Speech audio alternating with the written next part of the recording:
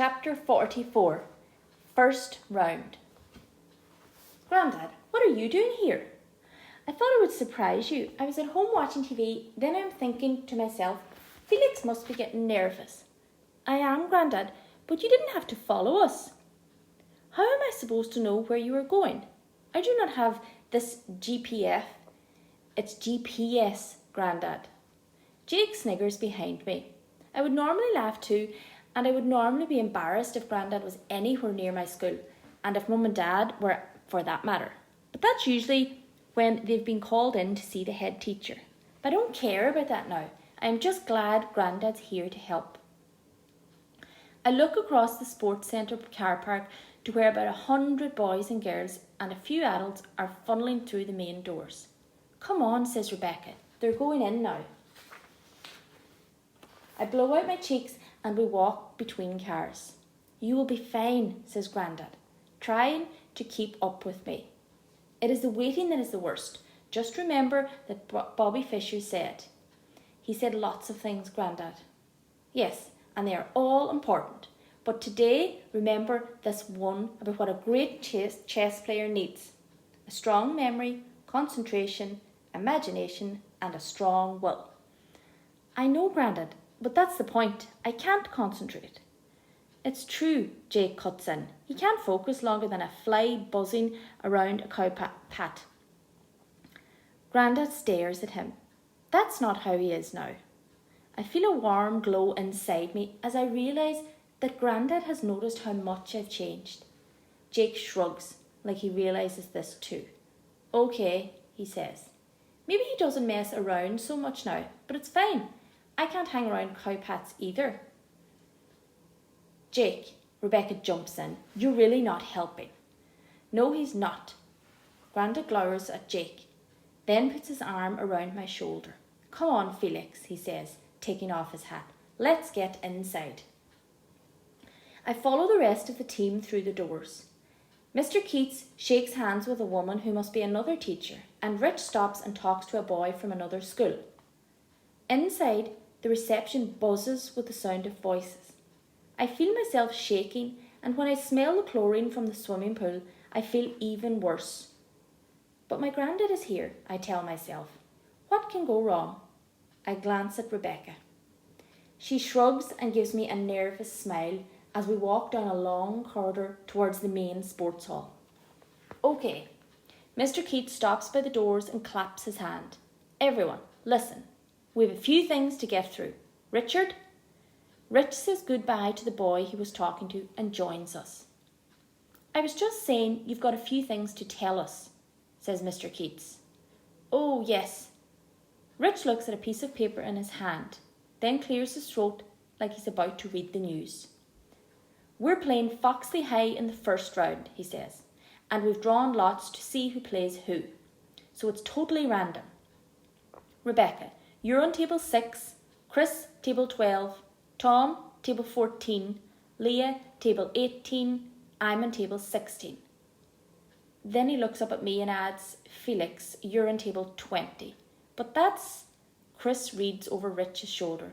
He's playing Sam Patterson. Yep. Who's that? I ask. Only the player who scored the most points last year, says Chris. Whoa, says Jake. You'll be slaughtered. Jake, that's not really going to help Felix, says Mr. Keats. Just saying. Jake glances at me. It doesn't help, but Jake's right. I turn around and look for Grandad, but the doors have been pushed open and I'm being jostled through. Inside, the sports hall has basketball hoops at both ends, and in between them are loads of tables arranged in lines, like when I take exams. And hundreds of boys and girls are standing between them, in smart uniforms, talking so loudly their voices echo off the walls.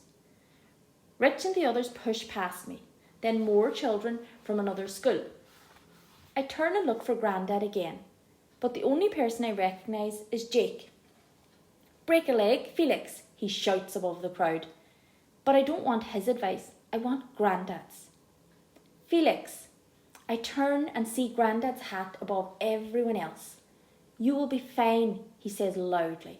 I will watch you from up here. He nods up some stairs, then back at me.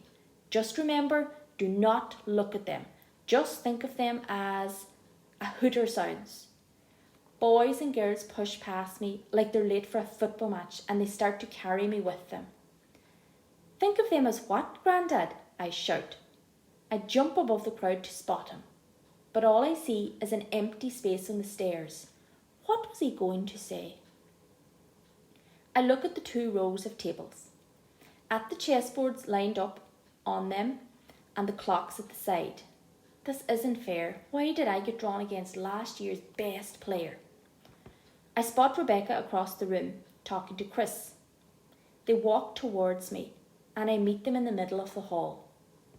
How did this happen? I say. Can we swap? What, so I get beaten? Says Chris. No, I say, maybe not with you, but somebody else, with Rich. We can't, Rebecca sighs. I know it doesn't seem fair, but it's a random draw. You don't get to choose. A bell rings out. Everyone stops talking. We've got to find our tables. Rebecca points at the tables with numbers written on the corners. I am table 6, she says, and you're table 20. I look around the room and try to see my table, but I'm panicking too much to count them. Felix. Rebecca puts her hand on my arm like she's trying to make me relax. It's down there, right at the other end. Thanks. I take a breath. Felix, it's okay. Don't worry. It's not all down to you. We're a team, right? Right. I smile weakly, then weave my way between the rows of tables, checking the numbers like I'm at the cinema searching for my seat. I stop when I reach table 20. My opponent is already seated. I keep my head down, trying not to make eye contact with him until we shake hands. I glance around the hall.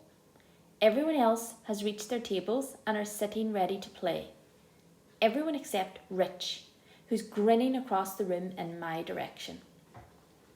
I look behind me, wonder if he's seen a friend or his mum and dad are up in the gallery. But all there is behind me is a massive white wall. What is he grinning at? I think of smoothing my face for zits or checking my flies. Someone clears his throat, then holds out his hand. I reach out and take it and look at my opponent in the eye. Wait, I've seen him before. He's the boy I saw Rich talking to in the reception area. He holds onto my hand for too long. I try to pull it away. He lets go and his face cracks into a grin. He glances across the hall. I see Rich grinning back. So, says my opponent. What are you going to play? The Silicon Defence? He laughs.